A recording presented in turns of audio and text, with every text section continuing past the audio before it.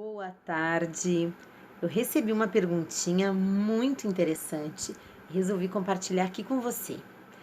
A pessoa me perguntou o seguinte: quais os requisitos precisam constar na partilha? A gente estava falando de requisitos formais para a aquisição da propriedade e a colega acabou que me mandou essa pergunta dos requisitos da partilha. Eu achei bem legal e resolvi fazer o vídeo para responder. Olha só. A partilha, eu até fiz alguns apontamentos para ficar mais fácil e a gente poder levar assim mais dentro do tema. Depois eu acabo falando mais do que a gente tinha combinado. Olha só, o termo de inventariante. Esse termo de inventariante vai ser aquele que vai ter que prestar as primeiras considerações, né, lá no processo, e depois o termo de inventariante. Esse precisa estar presente na partilha, não pode esquecer. Aos colegas que fazem direito de família vão poder complementar se faltar alguma coisa. Eu trouxe a resposta, até fazendo um parêntese, porque eu estava falando dos requisitos formais da aquisição da propriedade. Por essa razão, a colega acabou que me perguntou da partilha. Bom, mas aí eu fiz esses apontamentos para trazer. Voltando. O termo de inventariante e o título dos herdeiros. Claro, você vai ter que apresentar as certidões de nascimento daqueles herdeiros que vão fazer parte. Aí também você vai apresentar, não só, mas quando houver testamento também você pode apresentar esse testamento que vai, ou enfim, vai pegar a certidão de testamento para apresentar. Vai fazer também a avaliação daqueles bens que ficaram para ser partilhados entre os herdeiros. E vai fazer também essa avaliação com o quinhão de cada um. É um tema bem delicado, dificilmente não dá problema. É muito difícil, porque muitas vezes alguém diz um pouquinho mais é meu, esse era meu, enfim. Então, assim, quando é possível fazer de forma amigável, todo o procedimento a gente sabe pode fazer extrajudicial, mas nem sempre é possível. Muitas vezes há um litígio e são nessas horas que os litígios acontecem. Por isso a gente precisa se munir de conhecimento e de ferramentas e também de formas conciliatórias para tentar deixar mais ameno essa etapa, que normalmente assim o pessoal um pouco que acaba que esquece o propósito, né, de fazer, de partilhar esses bens. Muitas vezes foi uma herança que foi adquirida a muito trabalho, a muito custo. Então, aqueles que vão fazer a divisão começam a entrar numa luta que dura muitas vezes, muitos anos.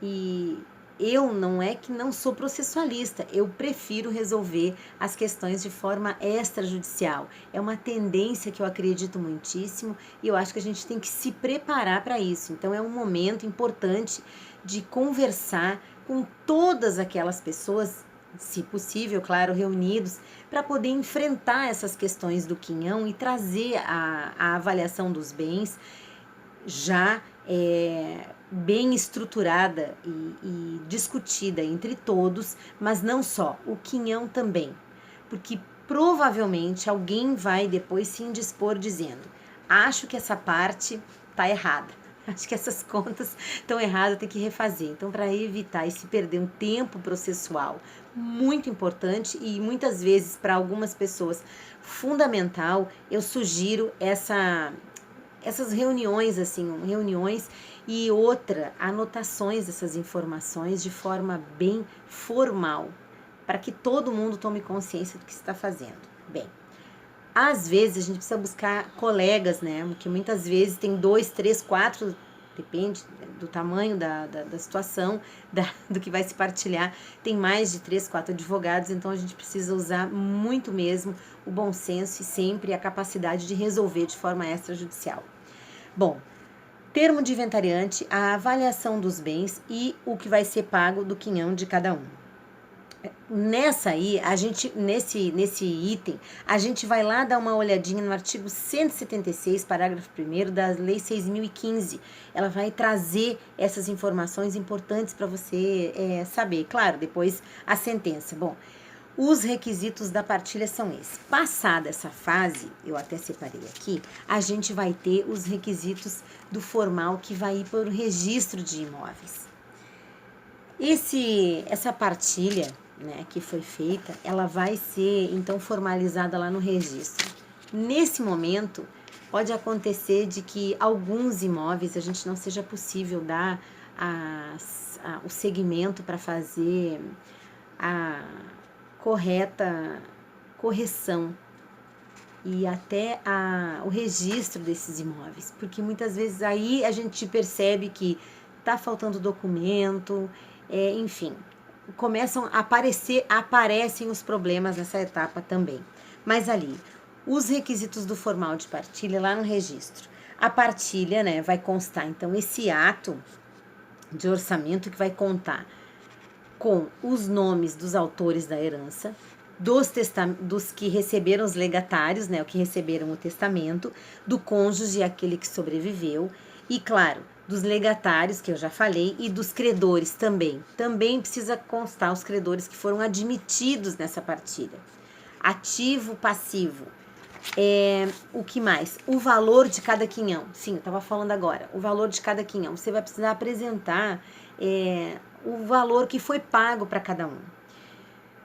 Nessa folha de cada parte de cada um que recebeu, essa cota parte chamada, e claro, a relação dos bens que compõem toda a relação, a separação de cada item, o que foi para cada um, a avaliação desses bens, o que constou para cada um, e claro, você vai precisar também apresentar as quitações, né, desses impostos que foram pagos. A assinatura do juiz e do escrivão em todas as folhas. O registro de imóveis faz a qualificação registral, que é fundamentalmente aquele momento em que ele vai pegar o documento e vai analisar profundamente se preenche os requisitos legais, se aqueles requisitos legais para aquele ato, naquele documento, estão presentes. É nessa hora que a gente precisa, que vão aparecer os problemas e que vai sair a nota de exigência se houver alguma situação que não ficou bem clara ou que por alguma razão não foi apresentada naquele documento. Por essa razão, quando a gente está falando de quem vai trabalhar de forma extrajudicial, no registro de imóveis, enfim, ou nos tabelionatos, fazendo inventário extrajudicial, e tem um pessoal bem preparado para isso, a gente precisa estar ciente de que o registro de imóveis, ele não é um lugar onde vai estar todo mundo preparado e esperando para dar nota de exigência. Não é isso. O registro de imóveis está lá para fundamentalmente e prioritariamente levar segurança jurídica para a sociedade, para os cidadãos. Por essa razão, quando nós vamos trabalhar com essa serventia, com aquele lugar, a gente precisa conhecer os princípios registrais. E a qualificação registral, ela entra nesse quesito agora, nesse momento, falando que a gente precisa obedecer àqueles critérios que a lei exige para que a gente receba o mínimo, né, de nota de exigência. E se vier, que a gente saiba resolver. Mas o que eu digo sempre? Munido da documentação que você vai ter que fazer, vai até o registro de imóveis, tem alguma dúvida, escreve, manda e-mail. Os registros de imóveis estão muito acessíveis para nos dar as informações necessárias. Bom, o que eu queria dizer? Espero que tenha ficado claro as informações que eu passei para quem me perguntou, mas se você quer me fazer alguma outra pergunta, aproveite e escreva. Últimos segundinhos finais. Sim, tem um curso especial de uso capião extrajudicial acontecendo e o link eu deixei lá no meu site, porque a gente abriu primeiro para quem está inscrito na lista. Ficou curioso? Dá uma chegadinha lá. Um beijo, bom fim de semana e era isso.